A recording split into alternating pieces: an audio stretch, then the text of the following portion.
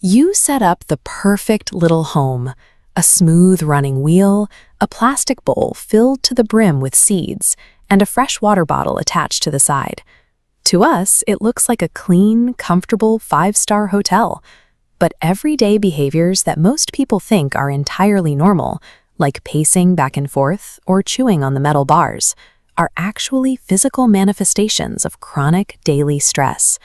We build these habitats based on what makes sense to a human brain, and in the process, we accidentally ignore the hardwired survival needs our pets are quietly begging for. There are 5 specific primal things your hamster secretly craves. If you provide them, you will see a different, relaxed animal. And the final point on this list contradicts everything we think looks nice in a pet's room.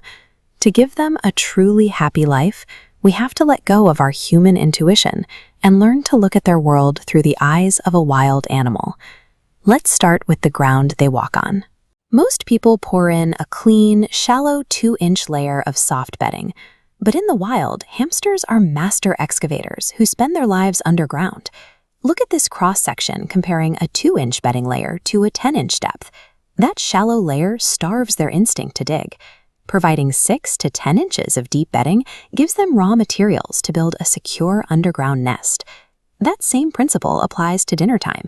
Pouring a seed mix into a little plastic bowl takes an animal built to solve complex problems and hands them the answer, removing their biological purpose. This pie chart illustrates how a wild hamster spends its time. Finding food takes up 80% of their waking hours. Foraging, gathering, and hoarding is an absolute biological mission. Instead of using a bowl, try scatter feeding. Take their daily food mix, sprinkle it into their bedding and under their toys, so they have to hunt. If you want to understand your small pets on a deeper biological level, hit the like button and subscribe to the channel. Once their environment forces them to actively work for their survival, those frantic pacing behaviors drop. They associate that instinctual satisfaction entirely with the home you built for them. Now, think about the middle of the day. Your hamster looks incredibly soft and peaceful, and the urge to reach in and wake them up for a quick cuddle is strong. But to them, a giant hand pulling them from their nest feels like a predator attack. This timeline maps a hamster's nervous system activation against the time of day.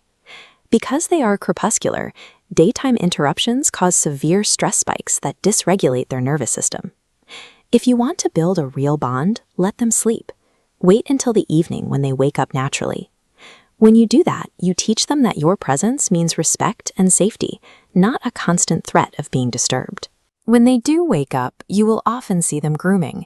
Many people assume a dirty pet needs a bath, but putting a hamster in water is extremely dangerous. It strips the natural oils from their fur and can lead to deadly hypothermia. Look at this split screen. On the left is their dry, arid native environment. On the right is a dish of calcium-free desert sand. They use this sand to safely clean their coats in the exact way their bodies evolved to do. This brings us to the final adjustment, the one that contradicts our idea of a clean home. When a human looks at an enclosure, we love to see wide open floor space so the animal has room to run. But hamsters are quintessential prey animals in the wild. To them, an empty stretch of open ground does not represent freedom.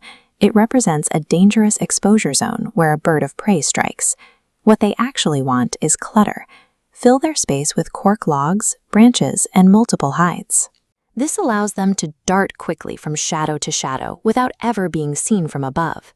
A cage that looks visually chaotic to a human is a psychological fortress to a small animal. It makes them feel invisible to predators. Building a better habitat means letting go of what we think looks good.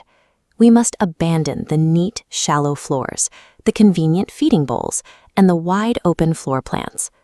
Making these 5 changes removes the constant stress signals their nervous system has been forced to process. As the environmental triggers of fear are completely removed, the constant frantic pacing and bar-biting behaviors typically stop. In their place, you see a hamster brave enough to stay out in the open and curious enough to spend hours building its own world. Your hamster cannot bark or meow to tell you what they need, but when they finally exhibit this relaxed behavior, it is their way of showing they feel secure. By finally honoring these quiet, primal instincts, you provide the security they need to finally thrive in your care. Thanks for watching Quiet Whiskers, and we'll see you next time.